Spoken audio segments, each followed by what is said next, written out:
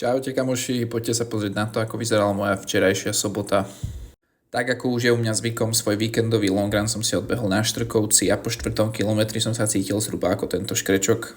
Včerajšie horúce počasie si vyžiadalo prestávku zhruba v polovici môjho ranu. OK, 4,5 km za mnou. Prvá vynútená zastávka v pitboxe na vodu. Lebo je vonku 26 stupňov, 27 a keby nefúkal vietor, tak asi som nemohol úplne. Ale ideme ďalej. Dneska to cítim aspoň na 10, tak uvidíme, jak to pôjde.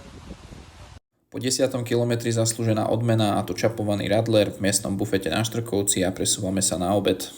Za víkendovým longrunom som si doprial kurací vreb so zeleninou a mozzarellou a presúvame sa do prírody na prechádzku spolu s našimi kamoškami. Táto poobedná prechádzka nás doviedla až do bufetu na dobrom mieste pri takýchto krásnych viniciach a síce sa počasie pokazilo, no my sme si náladu vylepšili dobrým jedlom.